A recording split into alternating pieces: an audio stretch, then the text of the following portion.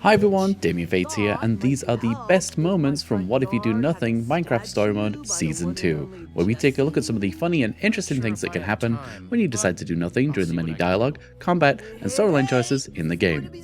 Let's start the episode by flexing our artistic talents and building an amazing statue for Nell. Let's just pick up enough blocks and... there, done. Perfect. Not like a huge statue, but minimalism works. Cha. Oh, Jesse, dude, thanks! I'll send you the bill later. Well, it is an honor, mi amigo. Stampycat and Stacy Plays are arguing whether they should make a pumpkin pie or a cake for the festival. And I'm way too lazy, so I'm not going to make either. In fact, I'm not even going to step in and help them decide which they should make. Which leaves Radar to step in and, well, just check this reaction. It makes me laugh every time. Hi, I'm a cookies man myself.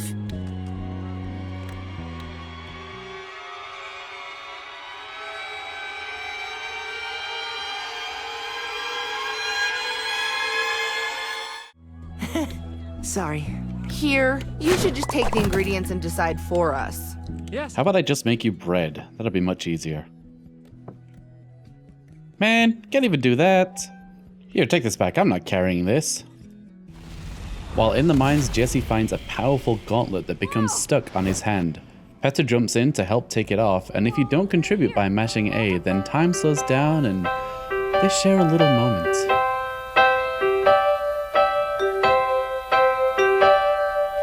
Why do birds suddenly...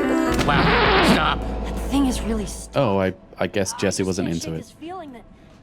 The building and digging scenes in Minecraft Story Mode and Minecraft Story Mode 2 always make me smile, because if you stop halfway through, you're sure to find something a little bit strange, such as people floating, or in this case, both Jesse and Petra sharing a little moment, suffocating to death. How lovely.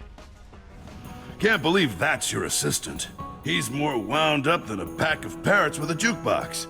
Jack always finds something interesting to say, especially if you don't say anything, like this little story he comes out with after meeting Radar for the first time. Knew a guy like that once. So many to-do lists he starved because he couldn't find the list reminding himself to eat. True story. Sad. In the Sea Temple, you gather up some prismarine shards and crystals so that you can craft something to get past the puzzle door. You do have to craft something, however, the recipe for making a prismarine lantern is a bit too complicated for me, so I'm just going to go ahead and make some blocks of prismarine.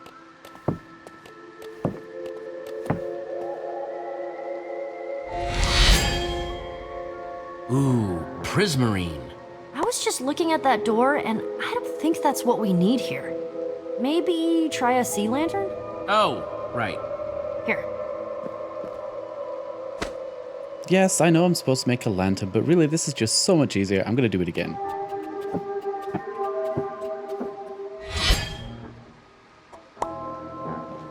Here. It's a good thing Petra had extra materials, otherwise I'd really mess this up.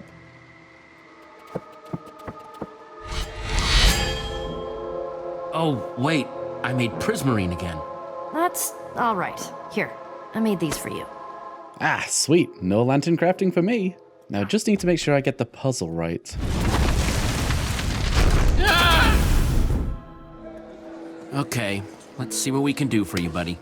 Ruben's monument was destroyed during the fight with the admin, but what does Jesse think if you leave it as it is? There. Now that is a monument fit for Ruben. Well, that was easy, but I think we can go one better.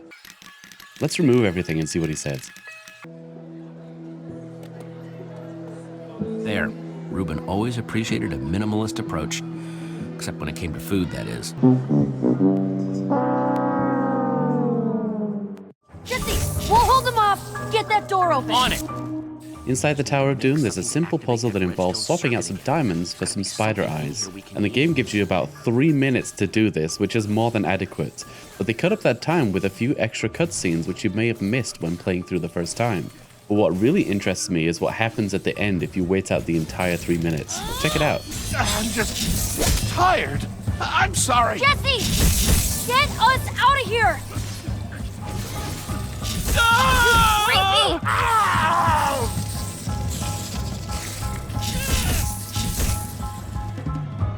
Now you're probably thinking to yourself, That's not that interesting. Everybody died. That happens all the time.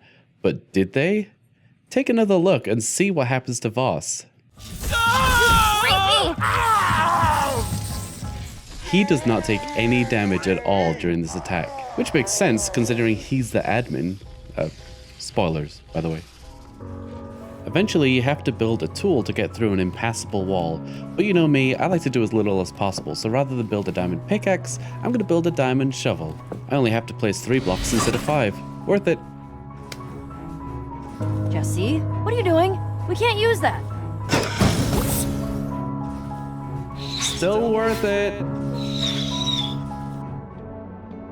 After freeing Prisoner X, you're faced with one of the hardest decisions in the game, and that's whether to leave Luna the llama or Gnome the villager behind in the deadly prison cell. But did you know you can actually choose to sacrifice yourself and let everybody else escape? If you take longer than 3 minutes to decide, then Zara will take Nern and Luna with her, leaving Jesse behind.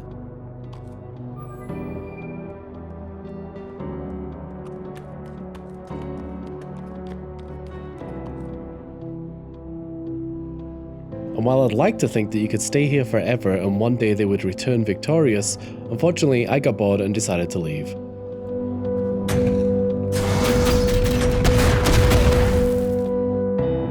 Alright, the traps. If you're like me and never mess up QuickTime events, then you probably never saw one of Radar's best moments in this episode. If you fail to jump off of his shield, then you'll drop your sword and give Radar a true moment to shine.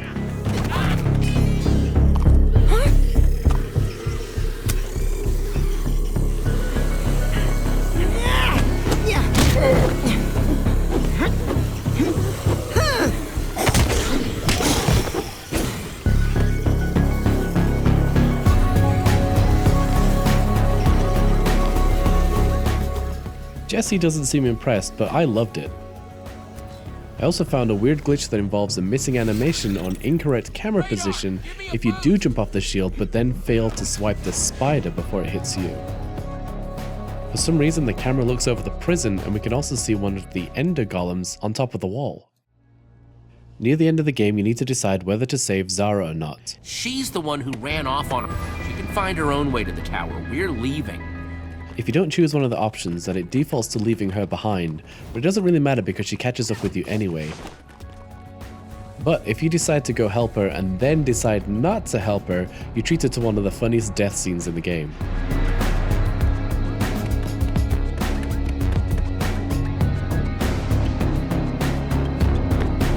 Jesse really enjoyed watching her struggle. It isn't long before you find yourself in Fred's Keep. We're here to find Fred's secret weapon to defeating the admin, which just so happens to be inside of his house. One of the ways to gain access is by defeating the town know-it-all in a battle of wits, which involves a building competition. But what happens if you don't actually build anything? Nice. Yes, yes, yes! This minimalism is so very Fred.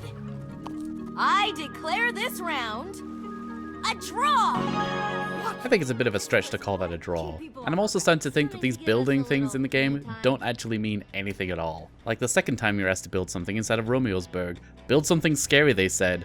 But what if you do nothing there? Hey, that's a choice. I mean, it's kinda scary if you squint your eyes in. Yeah, well, guess I should have said it has to be good. But a deal's a deal. What a surprise, it doesn't matter at all. Complete wreck. Yeah! What's up with... On your way to Romeoburg, you'll be confronted by Ivor. He's been stalking you for a while now with his new ninja skills. In fact, he's so talented that if you do have your sword, he will kill you in a fight if you don't do anything. And after defeating him, he'll say he knew that you were the real Jesse all along because of your fighting style. However, if you don't have your sword, he won't go into a fight scene with you, and instead, he'll have to recognize something else. Then prove it. Tell me something that only Jesse would know. If you're trying to make me so uncomfortable that I leave, it isn't working. Say your goodbyes, imposter. Ha! I recognize that strangely terrifying stare anywhere. I think by this point in the Do Nothing series, we all recognize that stare. Creepy.